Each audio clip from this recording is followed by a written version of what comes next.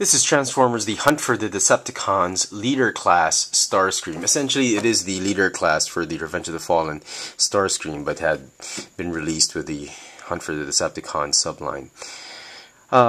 Needless to say, this figure is a wonderful figure. I am very, very amazed with how Hasbro has executed this figure. I'll give you a good 360 of the figure.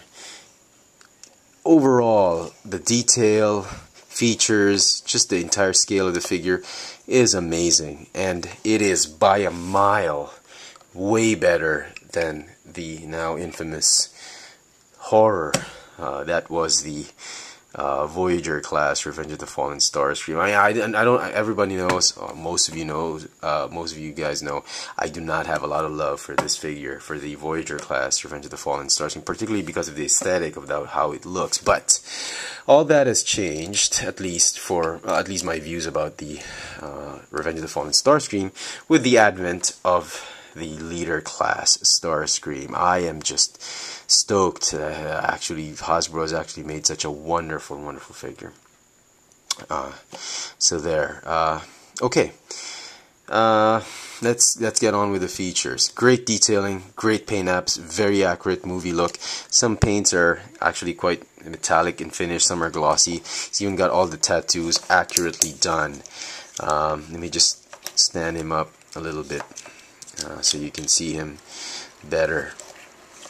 If you've already noticed, I'm sure by now, he comes armed with a missile rack or a cannon of some sort, and he comes with two missiles, which can store neatly at the back.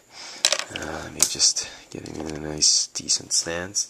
Okay, each of the missiles do fit in the rocket launcher. As you might already surmise, you can push it strikes at the push of a button. Very strong spring, so very nice. The missile launcher is removable and fits in either hand. You just have to fold up the fist, and there's a hole. You can peg it in. It does rotate, and it can hinge up and down like a wrist. So very nice, great touch, very movie accurate. Good job, Hasbro.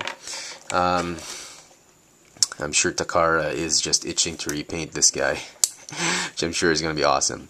Okay, so that's the weapon. And a few other weapons that come with this figure are on his forearms, which just really is amazing for me.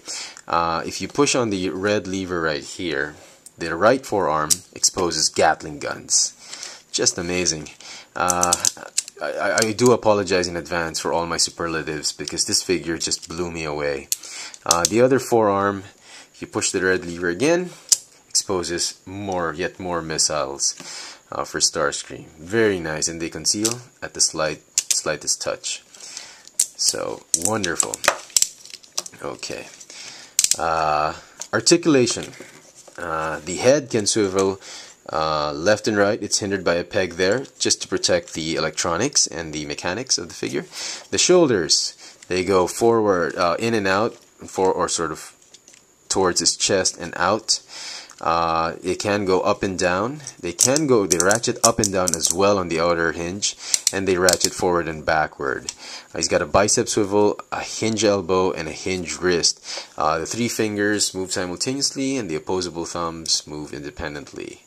No waist articulation, but that's understandable. It's a leader class figure. That was probably my only gripe, but easily forgivable.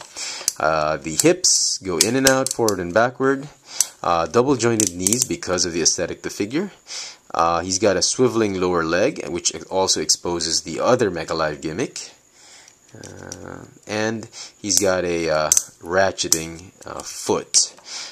Overall, it is a very articulated figure, and you can get into a lot of poses despite the lack of the waist articulation.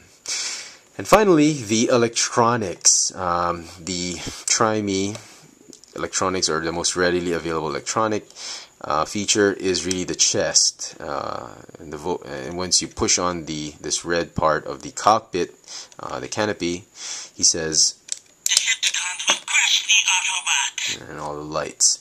Another Mechalive gimmick, and again, "No one can defeat Starscream." So you get two nice voice clips for this figure, which, I mean, it's noteworthy because most leader class figures get only one, while he gets two. The other sound effects that you can actually activate in robot mode are activated by buttons demarcated with the Decepticon faction symbol. This one just is a transformation sound, and this other one is a jet sound, and that voice split. So very nice. Overall, just truly a remarkable figure. I highly recommend you guys go ahead and get it. If you missed out on this figure on the Voyager class, you can just go ahead and forget about it. What you can do is just buy this leader class instead and just have him. You don't need to buy the Voyager class. If you already have the Voyager class figure, I'm sure you'll still want to get this other figure, because truly I believe this is the more definitive, perhaps the most definitive Revenge of the Fallen, Hunt for the Decepticons, Starscream figure. So there you have it.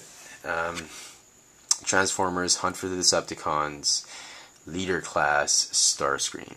Thanks for watching.